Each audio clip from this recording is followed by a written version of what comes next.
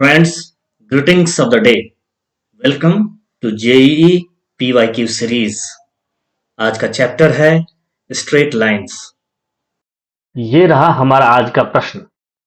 If the locus of the point whose distances from the point 2, 1 and 1, 3 are in the ratio 5:4 is ax square plus by square plus cxy plus dx plus ey plus 170 is equal to 0, then the value of a square plus 2b plus 3c plus 4d plus e is equal to। हमें locus दिया हुआ है किसी point का। मान लीजिए वो point है r और जिसका कोऑर्डिनेट है h, k, और वो जो लोकस है वो दिया हुआ है A X square plus B Y square plus C X Y plus D X plus E Y plus 170 is equal to 0। और दो पॉइंट दिया हुआ है। मान लीजिए वो पॉइंट है पी 2,1 और क्यू 1,3।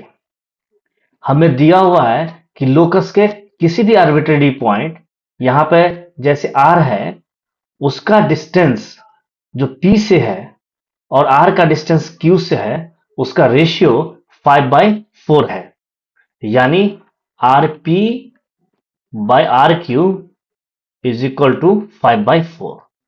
जैसा कि हम जानते हैं कि अगर दो पॉइंट दिया हुआ है x1, y1 और x2, y2 और उसके बीच का डिस्टेंस हमें निकालना है तो उसके लिए हमारे पास कौन सा फॉर्मूला होता है?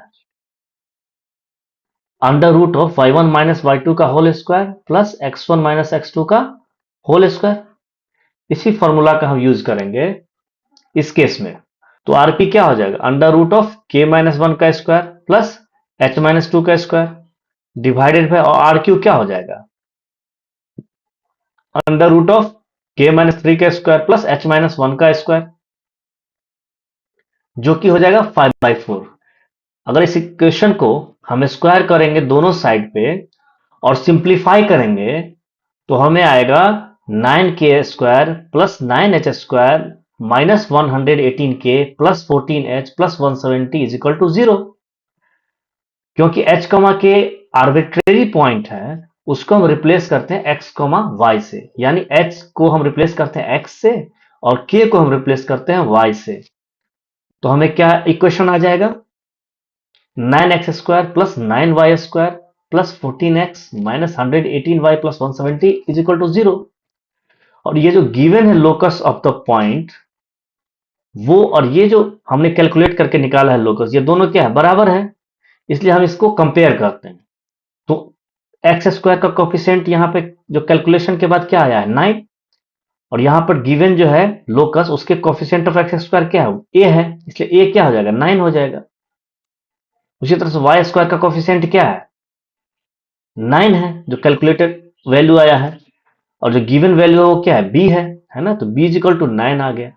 इसी तरह से सी क्या हो जाएगा? 0 हो जाएगा, डी 14 हो जाएगा, ई माइनस 118 हो जाएगा।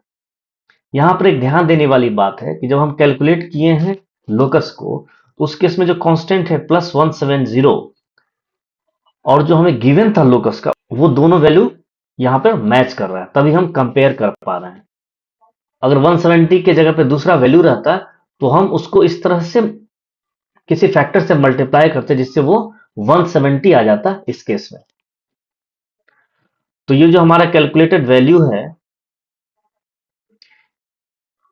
a is equal to 9, b is equal to 9, c is equal to 0, d is equal to 14, e is equal to minus 118, और इस वैल्यू को हम इस इक्वेशन में डाल देते हैं a square plus 2b plus 3c plus 4d plus e में, तो हमारा आंसर क्या आ जाता है? 37 आ जाता है। तो इसलिए इस प्रॉब्लम का आंसर हो जाएगा ऑप्शन बी।